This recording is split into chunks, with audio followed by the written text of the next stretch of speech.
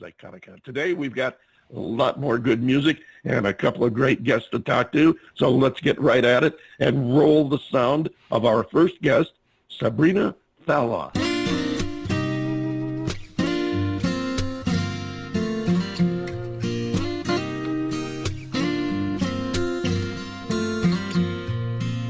Sitting on this floor tonight, above the broken boulevard, teardrops falling, midnight calling, holding tight to this guitar. Can't stop thinking about all the things you did to me, trying to find a melody that doesn't sound like misery.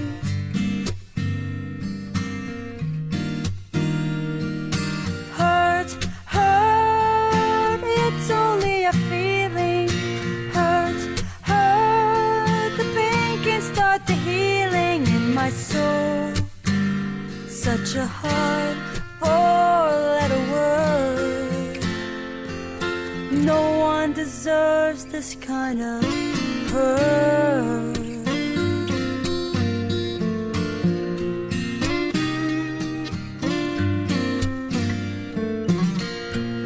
When I needed someone, you were never there. You had to star in your own show. You didn't care about what I wanted, but I'm finally letting go of the hurt. Hurt, it's only a feeling. Hurt, the pain can start the healing in my soul. Such a hard four-letter word. No one deserves this kind of hurt.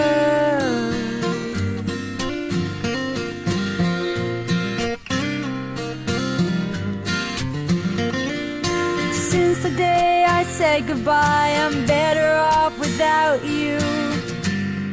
Sometimes the truth can hurt.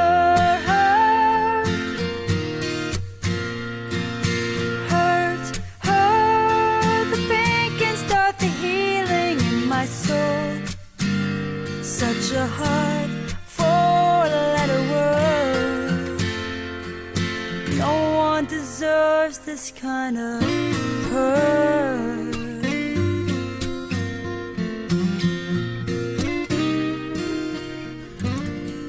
Hurt. That's the sound of our next guest, Sabrina Fallah.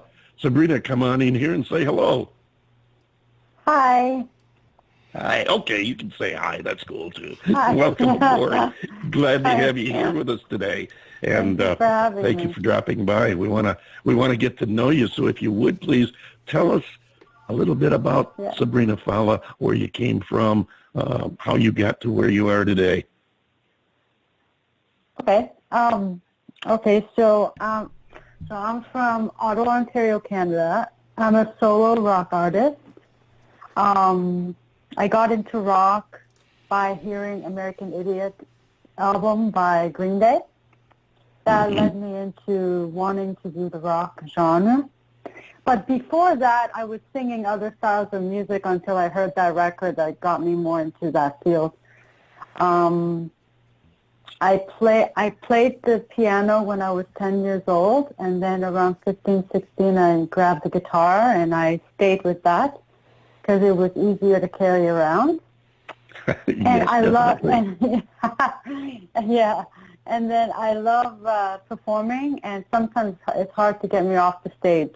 So, well, that's the sign of a true performer. Yes, that you want an artist that can stand up there, take it, and come back for more, and the audience can feel that too. And you've been doing this for some time now, and well, as you said, you were originally influenced by Green Day. It's interesting how oftentimes an artist will, we all, most of us anyway, grow up liking some kind of music and getting into it sometime in our formative years, but oftentimes an artist will just be hit by that one artist they hear that turns them on, and the light just comes on. You say, bingo, that's what I want to do. And I'm glad you mentioned that that was what happened to you with the Green Day. Have you ever got to meet them? Well, I've seen them twice, and I stand for hours to get into the front of the gate because I'm short. So, okay. but I met the bassist. Oh, great! And That's all great. I told him was, but this is the funny part. All I told him was, "Can you tell Billy that I love him?" And this is me, very young, right? I'm like, I'm meeting the bassist, and all I want is for him to tell the lead singer that I love him. Well, you'll definitely have a story to tell them the next time you meet them, and hopefully you get to go to you get backstage, go to a meet and greet, or get to meet them on some terms somewhere along the line.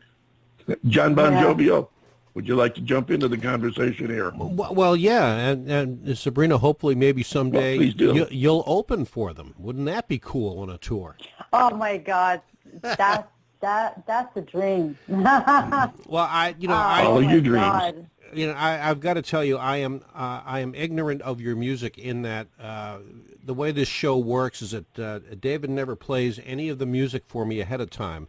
So the first time I hear an artist's song is when we're on the air and doing the show.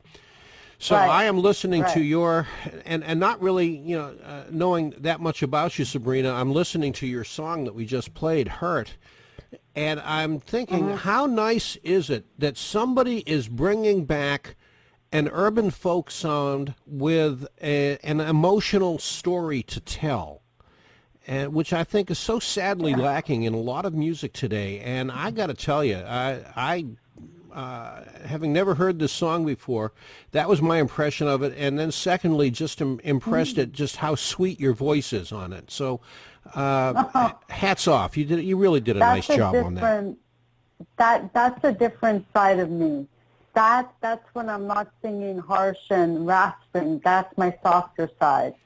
I wanted to show a softer side with that song, because all my other songs are fast and gritty and harsh. This one, they hear the other side of me. Well, it's a good side.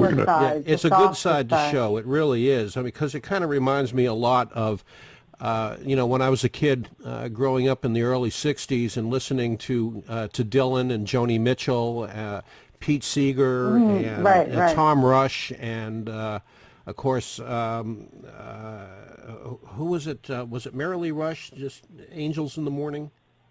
Yeah, Angel in the Morning. Yeah, Merrily Rush, and just so many talented folk musicians. And so this is the first song of yours that I've ever heard, and I was like, wow, this is refreshing. So well done, my dear. Well done indeed. Thank you. And we're going to play the next track we play by her. Has a little bit more edge to it than this one, but I was really struck, John Bon Jovi. I liked the term you came up with, urban folk song. I think that's an excellently descriptive call. I mean, like we were talking earlier, we have to categorize everything, and if you're going to categorize that song, I think that would be an excellent way of categorizing it. An urban folk song. I like it. Indeed. And I like your music. I like your sound, Sabrina. You do a lot of personal appearances up there in Canada, correct? Yes. What have you got on tap for this year? You mean like for shows? Yes.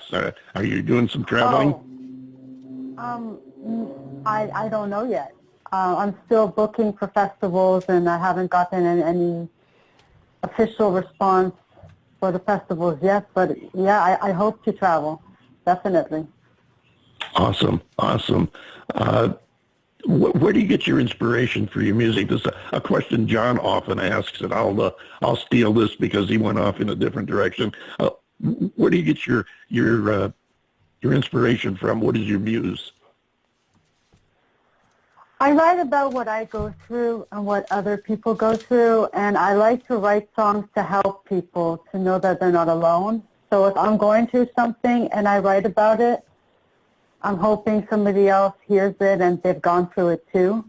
So that's a good track. I also write about not to give up on things and to go for your dreams, which Frontline is about. Yeah, exactly. Those are things that people can easily relate to, which is really good. That's because you want to be able to have that relationship, that interaction. Now, you worked with a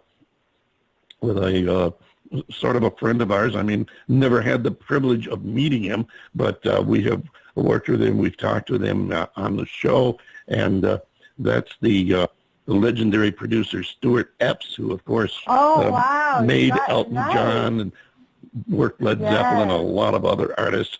How did two questions there. That's nice. How did you happen to get connected to Stuart Epps, and how did you like working with him? Okay, well, working with him, amazing. But how I got to him, well, when I was in college, in the pre-music production program, we had a producer's class.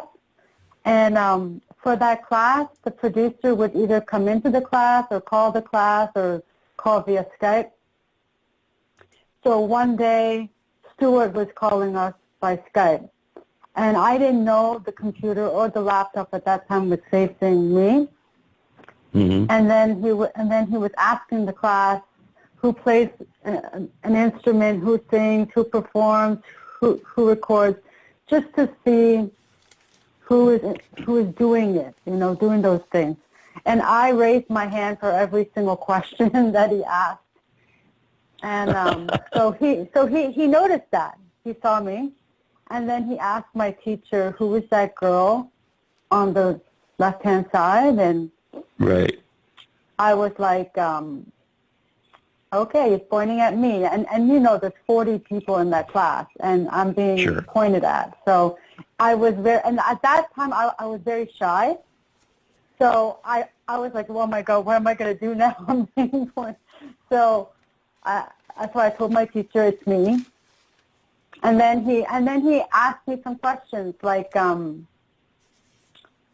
when you write your songs, do you follow the songwriting structure or do you do it your own way? Well, at that time, I wasn't following anything. I was just writing music the way I wanted to write it.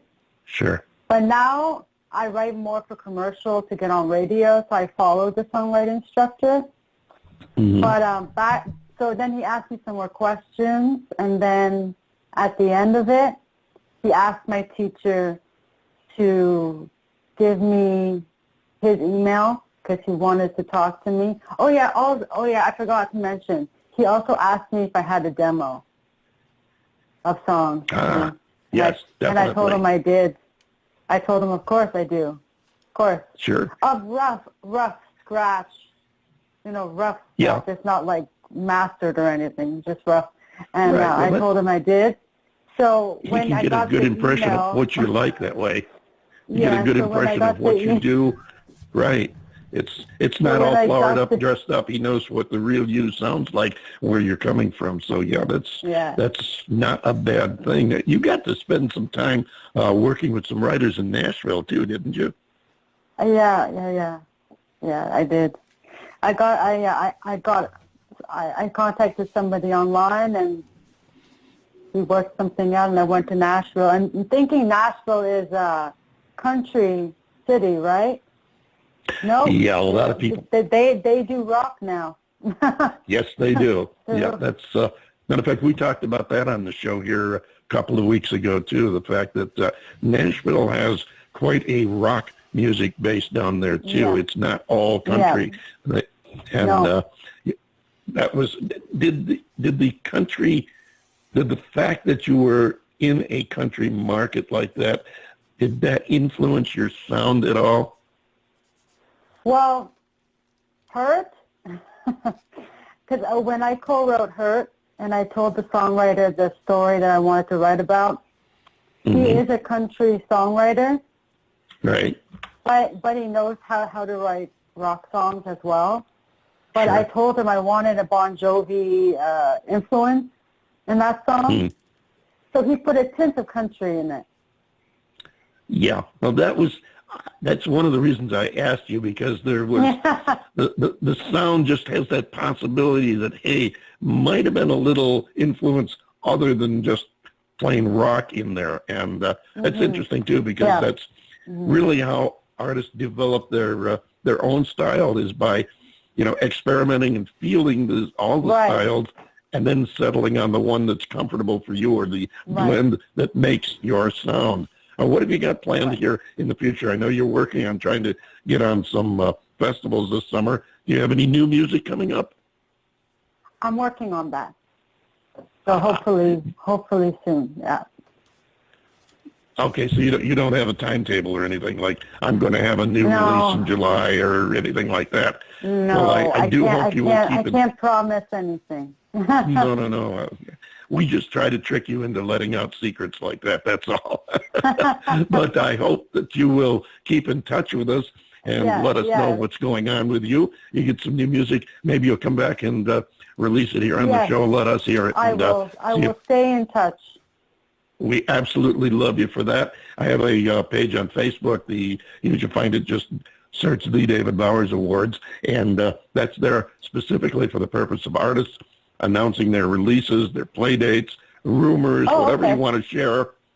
Use it, post it up there. We'll see it there, and we'll pass it on to our other social media sites too. So feel free to log on there and post up. Keep in touch with us. Let us know what's going on, and we definitely want to hear you come back and have you come back and visit us soon. Definitely.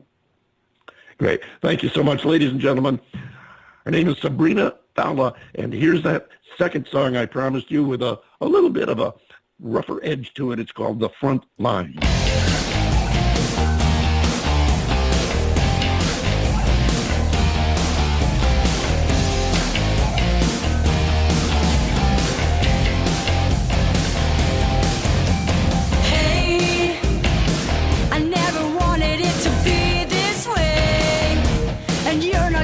Change my mind, baby, not this time, no way. Say what you want.